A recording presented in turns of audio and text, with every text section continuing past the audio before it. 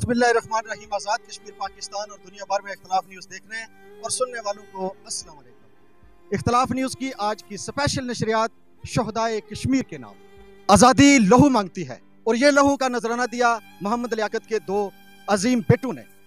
آج اس عظیم باپ سے ملیں گے، اس کے بیٹوں کے بارے میں پوچھیں گے، اعلیٰ تعلیم یافتہ حافظ قرآن اور اس ننھے مجاہد سے بھی آپ کو ملوائیں گے کہ جس کے اندر جذبہ جہاد آج کس طرح ابل رہا ہے اپنے بھائیوں کا بدلہ لینے کے لیے۔ کشمیر کی مائیں، کشمیر کی بیٹیاں آج بھی پکار پکار کے آزادی کے اس بیس کیمپ آزاد کشمیر کی طرف دیکھ رہی ہیں، امت مسلمہ کو دیکھ رہی ہیں۔ یہ خطہ کشمیر جو جنت نظیر ہے، آپ کی آنکھوں کو خیرہ کر دینے والا، یہ قدرت کا لازوال حسین تحفہ، جس کے اوپر غصب ہے ہندو، کافر اور ان کے ساتھ نبرد آزما ہیں عظیم مجاہد۔ اللہ تعالیٰ اس خطہ کشمیر کو سلامت رکھے۔ آئیے ان کے والد محترم سے گفتگو کرتے ہیں۔ آج آپ کی ملاقات اس عظیم ہستی سے کروا رہے ہیں کہ جو خود غازی اور ان کے دونوں بیٹے شہید۔ جی ہاں ناظرین، چودھری لیاقت صاحب کے پاس ہم آئے ہیں۔ چند دن پہلے ہی ان کا دوسرا بیٹا شہید ہوا۔ تحریک آزادی کشمیر میں جو شہداء کی تعداد ہے، دن بہ دن اس میں اضافہ ہی ہوتا جا رہا ہے، اور اس آزادی کی تڑپ لیے کتنی ماؤں نے اور کتنے بہنوں نے اپنے بھائی، کتنی سہاگنوں نے اپنے سہاگ اس وطن عزیز کی خاطر قربان کر دیے۔ دوسرے بیٹے کی شہادت پر آج ہم انہیں خراج عقیدت پیش کرنے کے لیے یہاں پر آئے ہیں۔ السلام علیکم سر۔ وعلیکم السلام ورحمۃ اللہ وبرکاتہ۔ لیاقت صاحب، ہمیں کچھ اپنے بارے میں بتائیں، آپ نے بھی عملی طور پر جہاد کیا ہے۔ الحمدللہ، یہ شوق تو مجھے اسٹوڈنٹ دور سے ہی، پرائمری یا میڈل سے ہی تقریباً میرے اندر تھا کہ مقبوضہ کشمیر کے مسلمانوں کی مدد کے لیے ہم آزاد کشمیر کے تمام لوگوں کو ان کے ساتھ کھڑا ہونا چاہیے۔ ان کی تحریک کو عملی جامہ پہنانے کے لیے، ان کی آزادی کے لیے ہمیں عملی جدوجہد میں شامل ہونا چاہیے۔ تو پھر جو ہی 1988 کے اندر مقبوضہ کشمیر کے اندر تحریک شروع ہوئی، تب سے ہی میں الحمدللہ شروع میں لبریشن فرنٹ کے ساتھ، کیونکہ لبریشن فرنٹ نے ہی وہ تحریک سٹارٹ کی، ان کے ساتھ کام کرتا رہا، اور پھر اسی طرح اس کے بعد دیگر سیٹ اپ کے اندر، لیکن الحمدللہ تب سے ہی میں اس کام کے ساتھ، تحریک آزادی کشمیر کی عملی جدوجہد کے ساتھ منسلک رہا ہوں، اور ابھی تک الحمدللہ ہوں۔ آزادی کی تاریخ ہے، 34 سال آپ کو گزر چکے ہیں۔ پہلا بیٹا آپ کا کب تحریک آزادی کشمیر میں عملی جہاد میں شامل ہوا؟ وہ اسٹوڈنٹ دور سے ہی بہت کر رہا تھا، میں نے اسے کوشش کی تعلیم مکمل کر کے جائے، لیکن اس نے ایفز کے بعد درس نظامی 4 سال پڑھا، تو اس کے بعد کہنے لگا ابو جی میرا حوصلہ جواب دے گیا ہے کہ ادھر مقبوضہ کشمیر کے اندر ہماری ماؤں بہنوں کے ساتھ جو ظلم ہو رہا ہے وہ مجھے مزید پڑھنے کی اجازت نہیں دے رہا ہے، میرا دل اس کو گوارا نہیں کر رہا ہے، تو آپ مجھے اجازت دیں۔ تو مجھے پھر اجازت دینی پڑی، تو 2016 کے اندر وہ کشمیر کے اندر لانچ ہوا۔ جی ناظرین، اسامہ شہید حافظ قرآن اور درس نظامی کا 4 سالہ کورس کرنے کے بعد وہ عملی طور پر ان ماؤں، ان بہنوں، ان بیٹیوں، ان بزرگوں کی آواز کے اوپر لبیک کہتا ہوا وادی کشمیر میں پہنچا اور اپنی جان آفرین کے سپرد کر دی، اور اس وقت اس کی عمر تھی 19 سال۔ دوسرا بھائی 5 سال کے بعد؟ جی، یہ اس کے بعد الحمدللہ حمزہ جو ہے یہ فرسٹ ایئر کا اسٹوڈنٹ تھا، فرسٹ ایئر میں پڑھ رہا تھا، تو یہ 5 اگست کے واقعے کے بعد اس نے بھی مجھے آ کے کہا کہ ابو جی مجھے اجازت دیں، میں مزید پڑھنے کی بجائے میں کشمیر میں جانا چاہتا ہوں۔ اس وقت ان کو کشمیریوں کو تنہا چھوڑنا یہ ظلم ہے، ہمارا اپنے آپ پر ظلم ہے، تو میں نے اسے اجازت دی۔ پہلے بیٹے کی شہادت کی خبر جب آپ کو ملی تو آپ کے کیا تاثرات تھے؟ ہم نے اسامہ کو، میں اور اس کی ماں دونوں نے الحمدللہ اپنے ہاتھوں سے آخری پوائنٹ سے جا کے ودا کیا تھا۔ ہم تو ذہنی طور پر تیار ہی تھے، فطری طور پر تکلیف تو ہوتی ہے، لیکن ایک خوشی بھی تھی کہ ہمارا بیٹا کسی فضول کام کے اندر اس نے اپنی جان ضائع نہیں کی، بلکہ ایک عظیم مقصد کے لیے، جس مقصد کے لیے جان قربان کے لیے انبیاء بھی جو ہے نا وہ آرزو کرتے تھے، اس کام کے لیے اس نے اپنی جان کو دی۔ یہ ہمارے لیے بہت فخر اور خوشی کی بات تھی۔ لیاقت صاحب، آپ کی تعلیم کتنی ہے؟ میں الحمدللہ بی اے کیا ہوا تھا، تو ابھی میں نے ماسٹر بھی کر لیا اسلامیات میں۔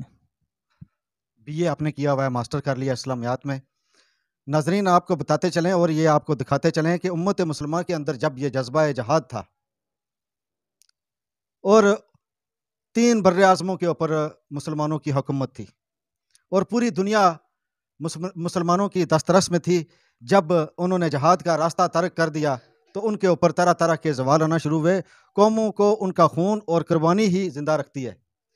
تحریک آزادی، حصول پاکستان اور استحکام پاکستان کے لیے کتنی قربانیاں دی گئیں، کوئی شمار نہیں، اور یہی تسلسل آزاد کشمیر کے بچوں، بزرگوں، ماؤں اور بہنوں کے اندر بھی ہے، اور 74 سال سے یہ کشمیری اپنے وطن کے لیے قربانیاں دیتے آ رہے ہیں، اور یہ سلسلہ آج حمزہ شہید تک جاری ہے۔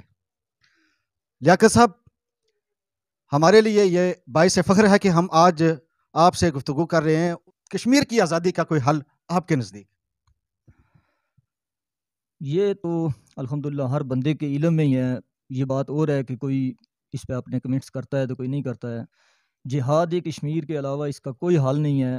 جب تک ہم سارے کشمیری وہ آزاد کشمیر سے تعلق رکھتے ہیں یا مقبوضہ کشمیر سے، اپنے سیاسی، گروہی، ہر قسم کے اختلافات کو ایک سائڈ پہ رکھ کے ایک امت بن کے، قوم بن کے کھڑے نہیں ہوں گے تو کشمیر کی آزادی تب تک ممکن نہیں ہے۔ اس کے لیے ہم کو میدانوں میں نکلنا پڑے گا۔ یہ بالکل فضول قسم کی جو آس امید ہم لگائیں کہ ہمیں آزادی کوئی دوسرا آ کے لے کے دے گا، یہ بالکل ممکن نہیں ہے۔ اس کے لیے ہم کو کھڑا ہونا پڑے گا۔ جب ہم کھڑے ہوں گے تو افغانیوں کی طرح پھر مدد اللہ کی بھی اترے گی، دنیا کے مسلمان بھی ہماری مدد کریں گے، لیکن اس کے لیے سب سے پہلے ہمیں کھڑا ہونا پڑے گا۔